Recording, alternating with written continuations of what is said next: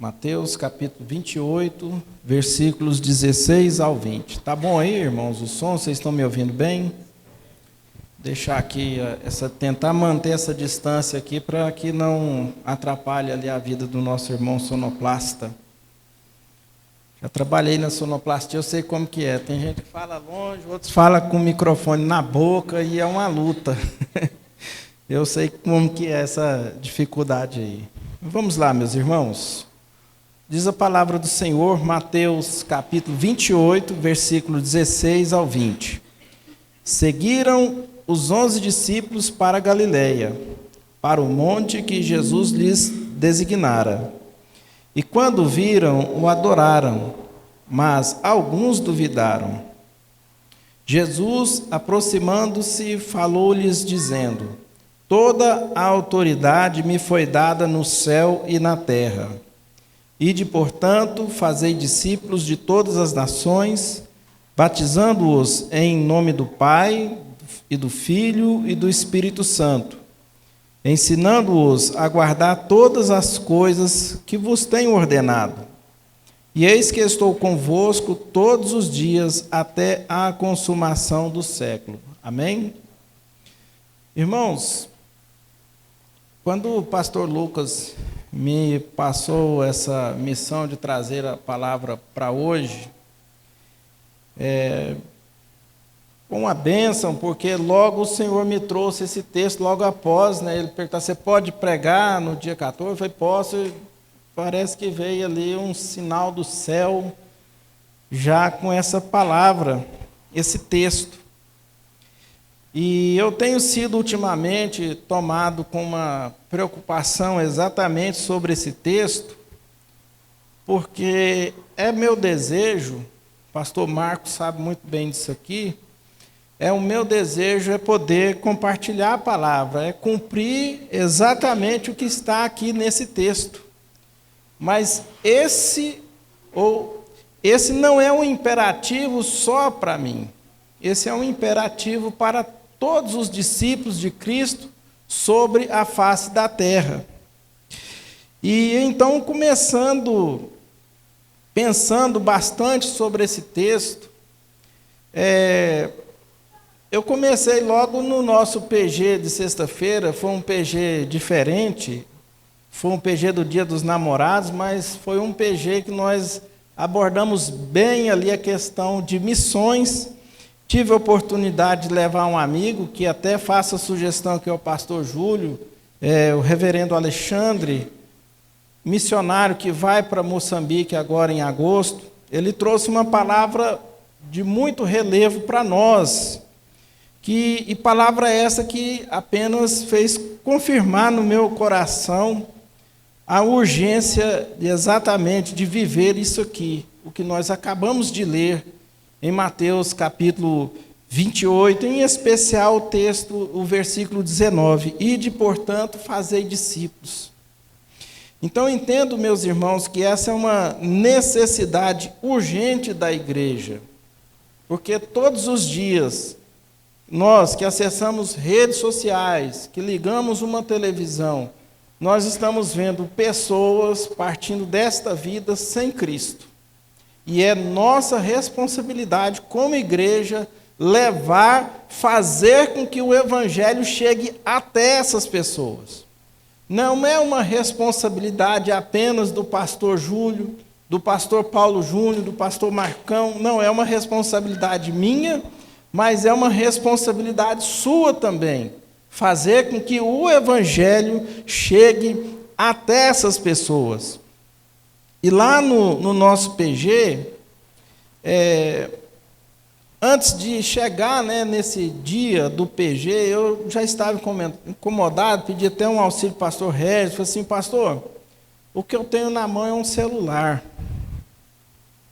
Como que eu posso usar o meu telefone para poder falar de Cristo, para divulgar o evangelho? Se eu for considerar a seguinte situação fática: mas já tem milhares de pastores pregando, já tem muita gente fazendo. Tem, mas eu preciso fazer.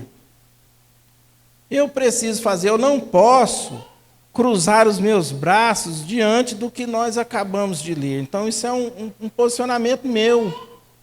Pedi esse auxílio ao pastor Regis, e nós já tivemos assim um uso ainda tímido, né, irmão Jales? Nessa segunda-feira ali, na oração bem de manhã, oração ali no grupo dos homens, fizemos ali uma transmissão online e nós pudemos orar. Acho que 4 ou 5 pessoas ali orando. Olha, eu tenho que ir para o trabalho, né? Tem um tempinho? Tem. Então, vamos ali acessar o link, vamos orar. Dá tempo. E assim nós, de maneira tímida, podemos utilizar o recurso do celular, que às vezes a gente usa para muita coisa, menos para aquilo que edifica, que realmente edifica. E, para mim, eu tenho pedido a Deus, Senhor, como que eu posso potencializar isso aqui? Como que eu posso usar aquilo que o Senhor me deu, como está lá em 2 Reis, capítulo 4, quando aquela viúva chega para o profeta Eliseu, ó, meu marido morreu, os credores estão aí, eles querem levar meus filhos para ser escravo. Eliseu pergunta, o que é que você tem na sua casa? Olha, tua serva só tem um pouquinho de azeite na botija. E a partir daquele pouco recurso, Deus multiplica e resolve a situação daquela viúva. Então, meus queridos, eu não sei o que é que você tem em sua casa, mas o recurso que você tem em sua casa, eu tenho certeza que Deus pode utilizá-lo para nós como igreja cumprirmos exatamente esse imperativo que está aqui no Evangelho de Mateus, capítulo 28, que nós acabamos de ler. O Evangelho de Mateus, meus amados, foi escrito ali por volta do ano 70, 75. Há doutrinadores que falam até do ano 80, 85, outros vão do ano 50 ao ano 70. Então, fazendo uma média aí, penso que seja de bom tamanho o ano 75. Primeiro, para demonstrar que Jesus é o Messias prometido do Antigo Testamento, o autêntico rei de Israel, que cumpre perfeitamente a lei e os profetas.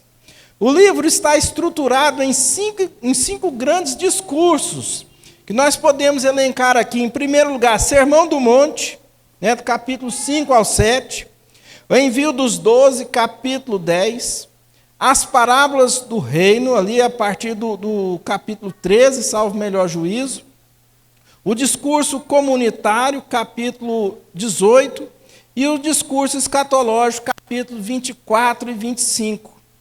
E nesse capítulo que nós lemos, nós podemos perceber que é o clímax, é o auge do livro do Evangelho de Mateus, porque ele começa lá no versículo 1 falando da ressurreição. Agora nós não temos um Cristo calado ao caminho do Calvário, a caminho do Calvário. Agora nós temos o Cristo ressurreto que fala e que dá ordem. E a ordem é bem clara. Ide, portanto, fazei discípulos de todas as nações.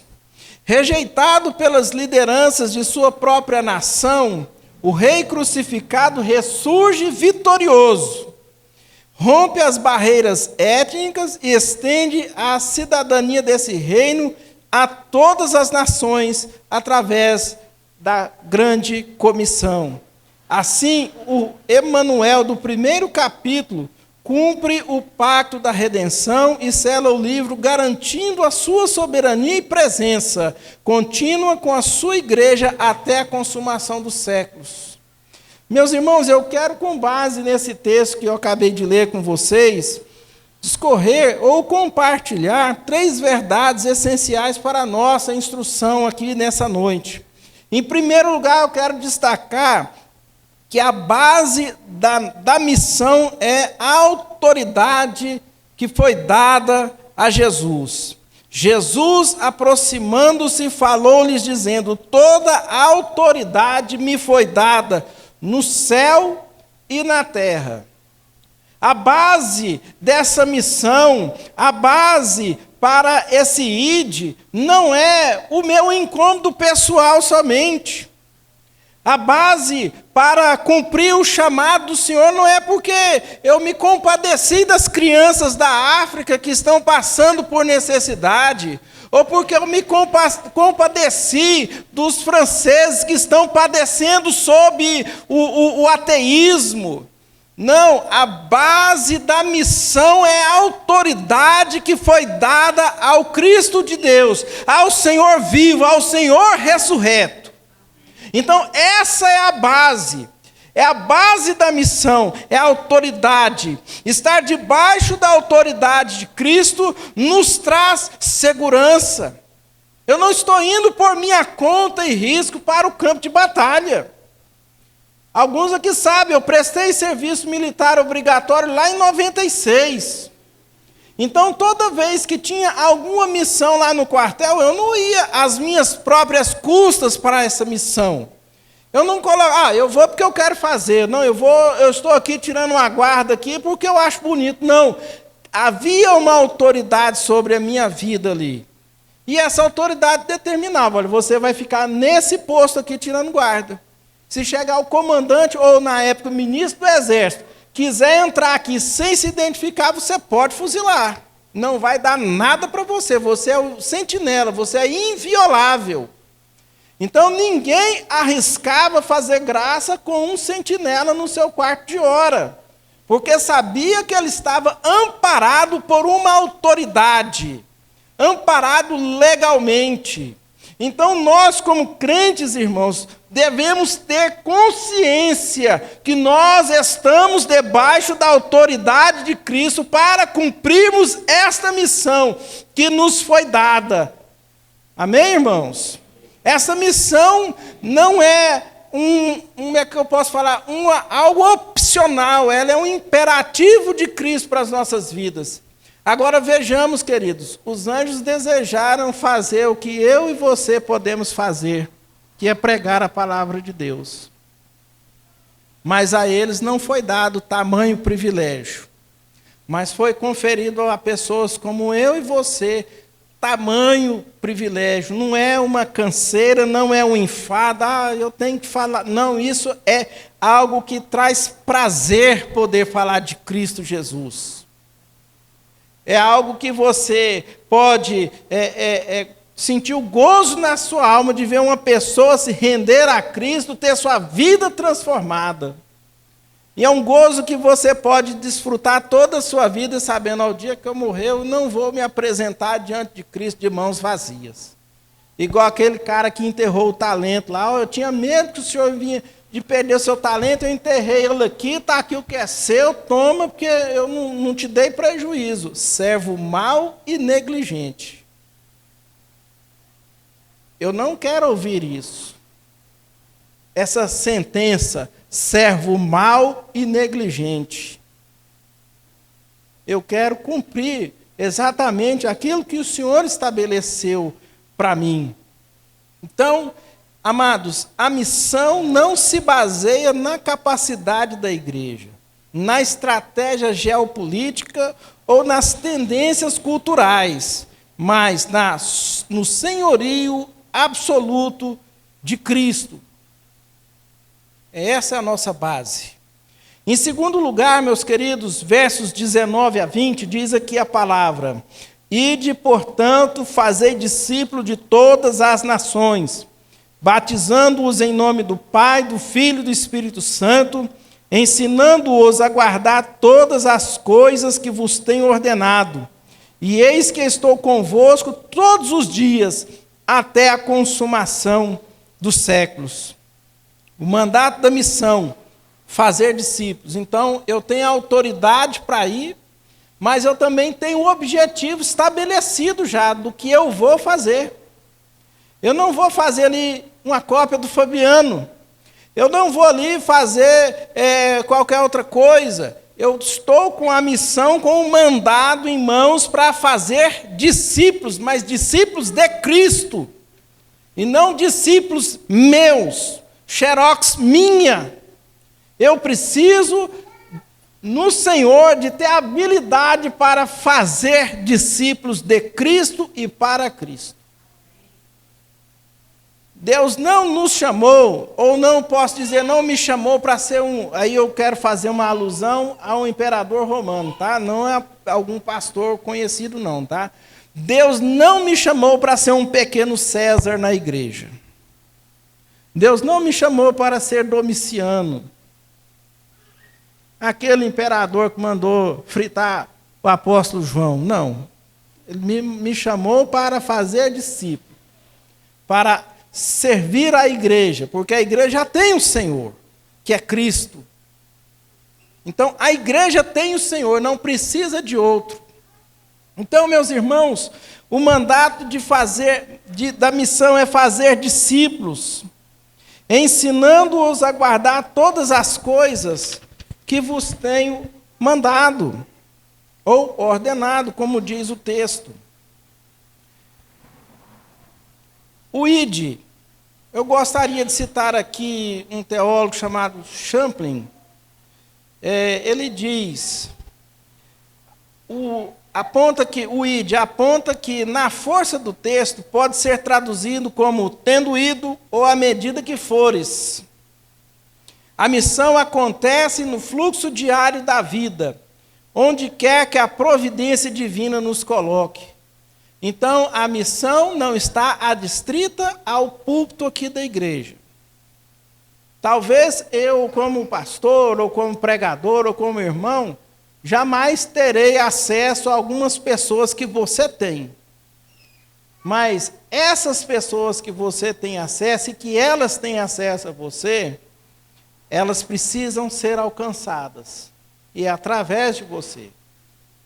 Então, a missão vai acontecer no quê? No nosso dia a dia. Lá no meu emprego. Lá na minha faculdade. No café da manhã com a minha esposa, com os meus filhos. Ou com algum amigo. É aí que a missão acontece. Eu não preciso de nenhum sinal mirabolante nos céus para poder fazer a missão. O time é onde Deus me colocou.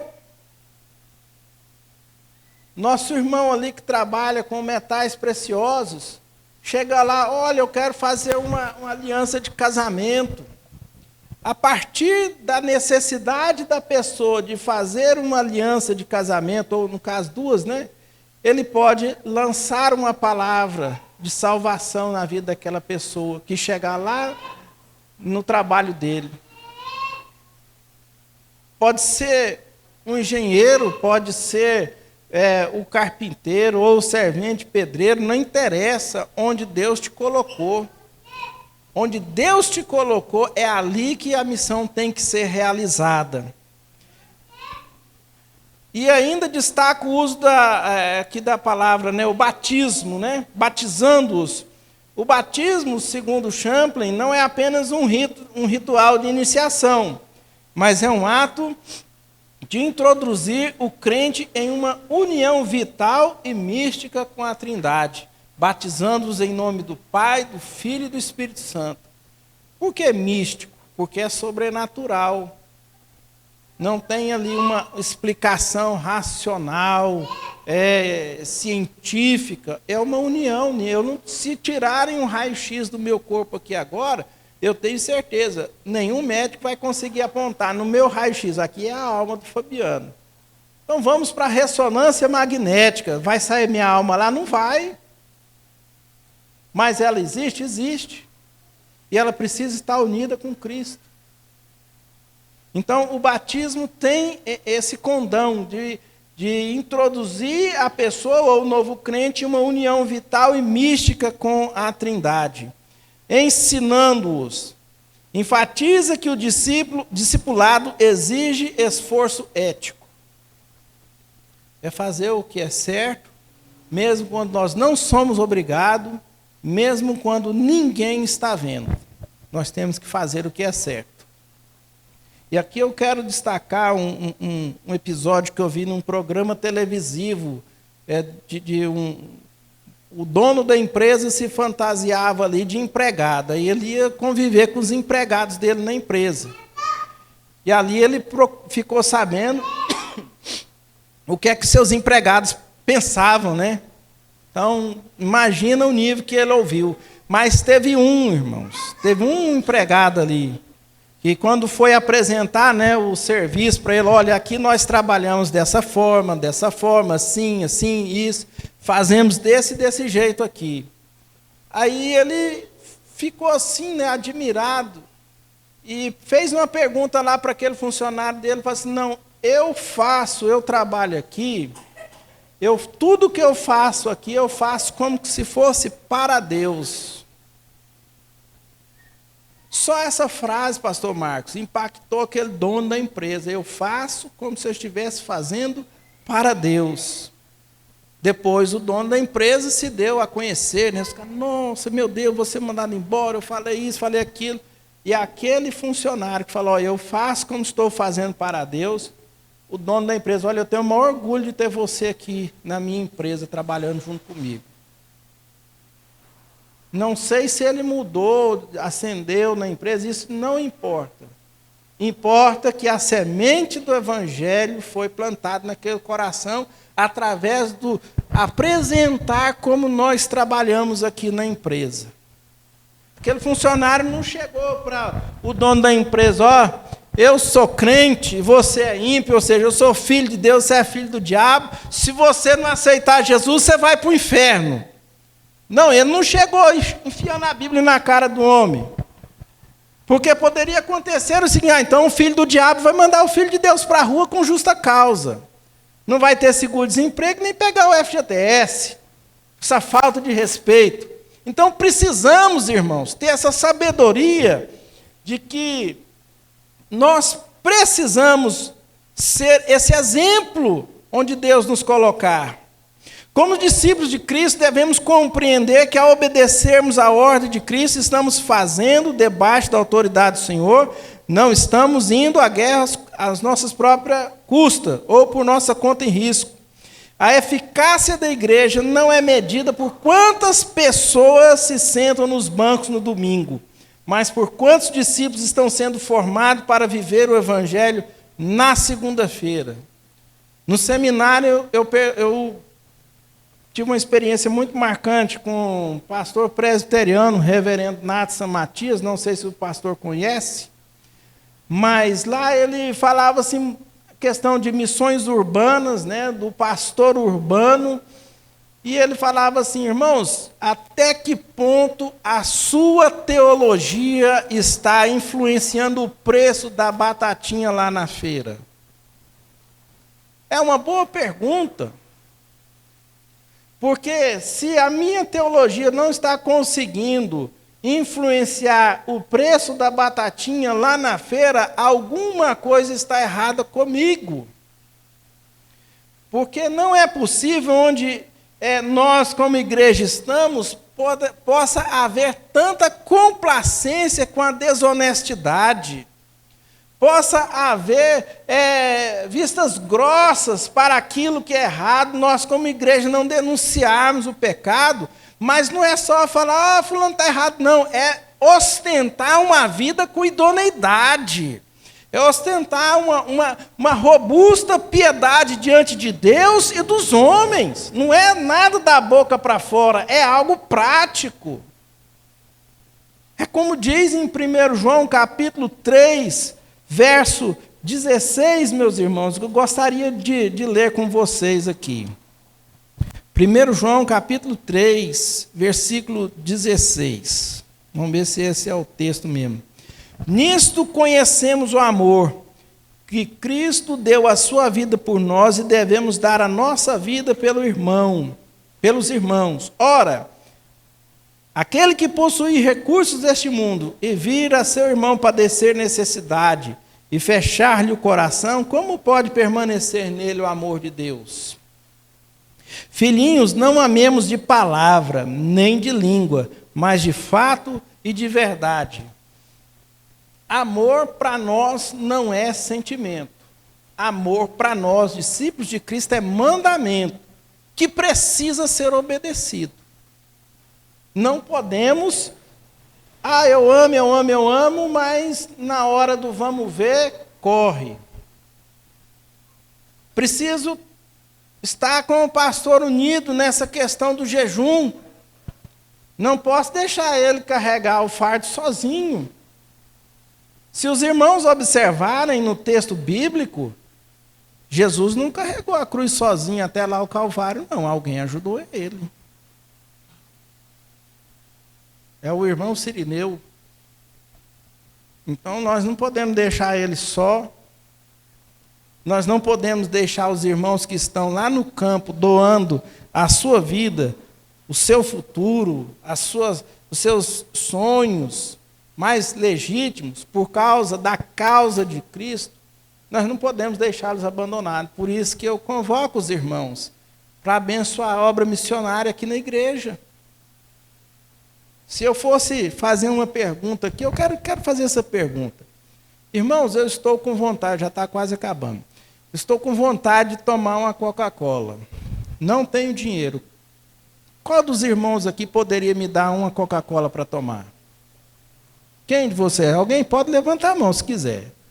Eu tenho uma Coca-Cola, 2, 3, 4, 5, beleza. Eu não tomo refrigerante. Obrigado, irmãos. Então, eu não tomo, sério mesmo, eu sou apaixonado com Coca, mas já tem mais de 10 anos que eu não tomo. Porque se eu tomar, aí é ladeira abaixo. Então, eu tive que parar. Foi uma dificuldade mesmo. Mas eu aqui teria 7 garrafas de Coca-Cola para tomar. Então, eu não sei quanto está custando, imagino que seja algo em torno de 9 a 10 reais. Dê uma Coca-Cola para um missionário que está no campo, então, irmãos. Eu acredito que não vai prejudicar o seu sustento nem da sua família. Está vendo? Com tão pouco a gente pode fazer uma coisa tão grande. E eu gosto, quando eu falo de oferta para missões, pastor Júlio, eu gosto de falar com quem não tem nada. Porque é aí que Deus faz o milagre. E eu faço aqui um desafio para você. Se você tiver, não acho que não vai servir para você, mas eu quero aquele irmão que fala assim, ó, meu bolso está zerado, eu não tenho nada. Faz um propósito no teu coração aí. Fala assim, eu gostaria de dar tantos reais para Cristo. Não é o prêmio da Mega Sena, não, tá? É uma coisa plausível. Faça aí as propostas. Eu gostaria de dar tantos reais, 10 ou 20 ou 30, não sei. É o que você quer. Eu tenho certeza, irmãos, que a bênção vai até você. Não é você que vai até ela, não. A bênção, a oferta vai chegar na tua mão. Talvez você vai estar andando, vai estar lá uma nota de 50, não sei, ou de 20. Pode acontecer isso. E acontece. Mas também Deus pode usar uma pessoa para falar assim, fulano, eu estou com vontade de dar isso aqui para você. Aí você já vai saber, isso aqui é o dinheiro que eu falei que eu queria dar para oferta, para missões. Vai acontecer. Pode ter certeza disso. Irmãos, partindo para o encerramento aqui da minha parte, o sustento da missão. Então, nós sabemos que nós temos a base da missão, que é a autoridade, né? Em segundo lugar, nós temos aqui o mandato da missão, que é fazer discípulos. E em terceiro e último lugar, nós temos o sustento da missão, a presença prometida. Vamos lá no versículo 20, Mateus capítulo 28, versículo 20, parte B. Eis que estou convosco todos os dias, até a consumação do século. Mateus abre o seu evangelho apresentando Jesus como Emanuel, o Deus conosco. E ele fecha o livro com a mesma promessa. A expressão grega, né? Passas, tas, chimeras, significa literalmente todos os dias. Dias bons, dias de perseguição, dias de cansaço. Né? No texto de Mateus, capítulo 19, 27 e 28, nós temos uma pergunta sincera que o apóstolo Pedro fez e que às vezes nós fazemos também, até de forma velada. Então Pedro lhe falou dizendo, eis que nós tudo deixamos e te seguimos. Que será, pois, de nós? E agora, o que Jesus responde para essa pergunta aqui? O que ele vai falar para uma pergunta para o discípulo dele?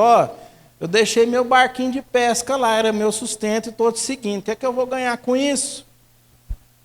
Jesus responde: em verdade vos digo que vós, o que me seguistes, quando na regeneração o Filho do Homem se assentar no trono da sua glória, também vos assentareis sobre 12 tronos para julgar as 12 tribos de Israel.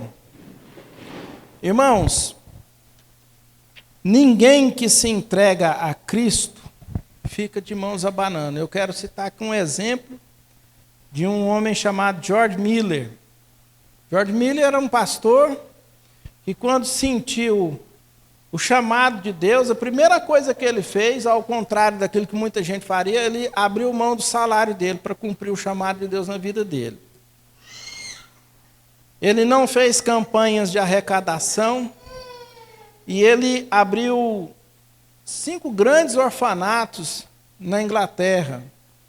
Cuidou aproximadamente só de 10.000 órfãos ao longo de sua vida. E ele vivia literalmente na dependência do Senhor.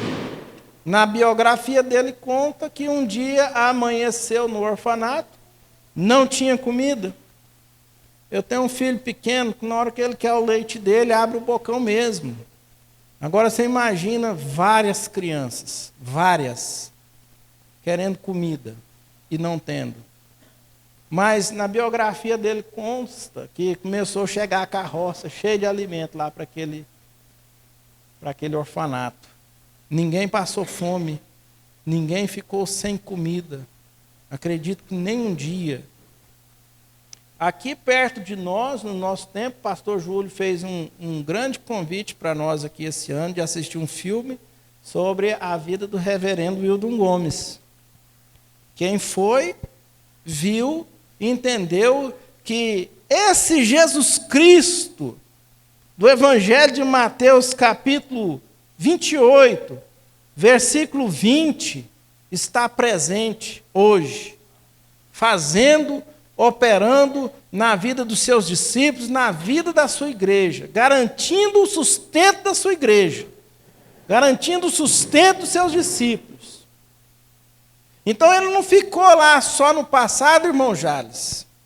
Jesus está presente hoje para cuidar da sua noiva, para cuidar da sua igreja, para nos capacitar a cumprir a sua ordenança, a cumprir a sua ordem com excelência. Meus irmãos, eu encerro aqui falando para vocês 3 aplicações práticas que esse ID, essa ordem que Jesus nos dá, ela põe fim ao medo diante da cultura. O jovem na faculdade, o profissional no mercado de trabalho, os pais na criação dos filhos, não precisam se envergonhar ou temer as pressões, palavra da moda hoje, ideológicas. Ah, mas eu vou parar na cadeia. Há poucos dias, um juiz condenou alguns dias lá um casal, porque educou os filhos na modalidade homeschooling. As filhas do casal não gostavam de funk e nem do sertanejo, mas gostavam de música clássica. Sabia inglês, latim e lia, em média, 30 livros por ano. Mas ele condenou porque não gostava de funk. Essa pudriqueira musical que está por aí. Então, como crentes, a gente tem que estar preparado para enfrentar esse tipo de situação. Eu não posso ter medo da ideologia dominante da época. Eu tenho que ter medo de me apresentar diante de Deus sem os frutos, que nem aquela figueira só de folhas. Foi amaldiçoada. Segunda aplicação, o discipulado como estilo de vida e não como um programa baseado em mandato. O discipulado acontece no fluxo comum da vida. Como já disse anteriormente, na mesa do jantar com os filhos, na conversa franca com um colega de trabalho, no horário de almoço ou num cafezinho com qualquer pessoa. É aí que acontece. E por fim, a fé ousada cooperando com a provisão divina, baseado na presença prometida. Muitas igrejas e crentes deixam de obedecer à grande comissão porque olham para a escassez dos seus próprios recursos. Lembre, a igreja que os recursos de Deus seguem as ordens de Deus. Se Ele prometeu estar conosco todos os dias, Ele assume a responsabilidade pelo sustento da missão. É impossível que Deus minta. Tá, irmãos? É impossível que Deus minta. Então, eu quero deixar essa palavra para os irmãos, estimulá-los para, em oração, perguntar a Deus o que é que eu posso fazer em prol da sua causa. Como fazer, quando fazer. Tá? Eu quero que vocês pensem nisso, como eu tenho pensado. Eu quero fazer algo para o Senhor. Eu não quero me apresentar diante dele de mãos vazias. Eu não quero ser uma figueira cheia de folhas. Eu quero ter frutos. Que Deus abençoe os irmãos, pastor Júlio.